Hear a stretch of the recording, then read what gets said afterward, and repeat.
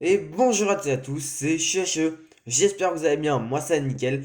Aujourd'hui pour une toute nouvelle vidéo. Et après, le team RNF Aprilia, c'est donc au tour du team LC Honda de faire le bilan pour la saison 2023. Si cette vidéo vous plaît, n'hésitez pas à lâcher votre plus gros pouce bleu, ça me ferait extrêmement plaisir.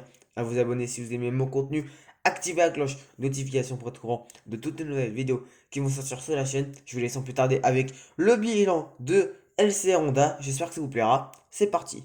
On va directement commencer par Alex Rins, qui malheureusement n'aura pas fait une saison très bonne. Franchement, bon après il a raté beaucoup de courses. Voilà, malheureusement pour Alex Rins, sa blessure, je crois que c'est une fracture au pied ou à la jambe.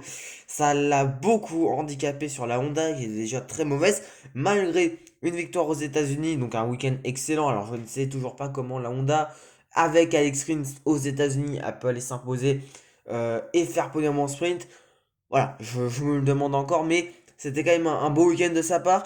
Mais voilà, sa blessure lui a bien plombé la saison. Mais j'ai quand même eu pardon, l'impression que Alex Rins, il y avait un truc. Il y avait vraiment un petit truc avec ses Honda à faire. Il a préféré pour la saison 2024 rejoindre Yamaha officiel. Et je pense que c'est peut-être un bon choix pour lui. Donc on verra s'il réussira avec Yamaha. Voilà, mais quand je regarde, j'ai les stats sous les yeux pour Alex Rins de la saison 2023. Bah franchement, dommage qu'il rate beaucoup de courses. Alors il a pu revenir en Indonésie et en Australie, puis il a dû déclarer forfait pour la Thaïlande, la Malaisie et le Qatar, bah, parce que vraiment il est blessé. Non, la dernière course, pardon, qu'il a terminée, c'est la course sprint du Grand Prix de France avant de partir. Donc il a abandonné lors du Grand Prix d'Italie lors de la sprint. C'est peut-être là, je crois, où il s'est blessé pour revenir en Indonésie, faire un abandon en Australie et ne pas participer en Thaïlande, en Malaisie et au Qatar avant de revenir à Valence où malheureusement il tombe aussi en course principale. Il fait 19e en course sprint. Donc voilà, une saison très compliquée pour Alex Rins et une saison où je vais lui mettre la note de 3 sur 10. Désormais, parlons du pilote nippon Takahaki Nakagami. Alors, Takahaki Nakagami, il n'a raté aucun Grand Prix. Il a toujours été présent lors des week-ends de course par rapport à son coéquipier, mais voilà, c'était une très lourde blessure pour Alex Rins et c'est vraiment dommage. Mais à part ça, eh ben, c'est une saison qui est pour moi une des pires du MotoGP. Et franchement, Nakagami, alors certes, c'est un pilote qui voilà, a une place en MotoGP, mais il a une place en MotoGP déjà par les sponsors, donc Idemitsu, Honda et tout, c'est des sponsors pour LCR, donc ça rapporte de l'argent. Alors plus Idemitsu que Honda fournissent les motos pour LCR, donc c'est parfait. Mais voilà, Nakagami, alors s'ils veulent continuer le projet avec un pilote, que ce soit japonais ou asiatique en général, et ben dans les catégories inférieures, on a des pilotes qui sont excellents. On a notamment Ayogura en Moto 2 qui franchement a fait une très bonne saison. Après malheureusement sa blessure qu'il avait eu je crois en début d'année lors des tests. On a un Somkia Chantra qui est plutôt pas mal. Donc c'est vraiment des pilotes qui ont un fort niveau pour passer en MotoGP. On a même Tayo Furusato qui pilote Moto 3 qui franchement j'ai envie de dire peut un jour passer au moins en Moto 2. Il a quand même quelque chose. Mais voilà, pour Takahaki Nakagami, c'est vraiment très compliqué. Pour moi, il n'a plus du tout sa place en MotoGP, que je le dis directement. Nakagami, certes, c'est un pilote voilà, quand tu es pilote MotoGP, tu mérites ta place. Mais s'il y a un pilote à, pardonnez-moi d'expression, mais dégager du MotoGP pour laisser sa place, que ce soit à un autre pilote ou un pilote jeune qui mériterait de monter, c'est Nakagami. Parce que franchement, Honda, techniquement, avec Nakagami pour les sponsors et tout, ils ont que 3 machines où on peut espérer de signer. Et encore quand Marquez, on se disait qu'il allait rester toute sa carrière chez Honda, c'était 2. Donc voilà. Donc Nakagami, c'est vraiment pas bon. Et pour la peine, je vais lui mettre une note de 2 sur 10. Au niveau global, LCR, c'est une saison qui a été énormément compliquée. Il y a eu une saison difficile, très difficile.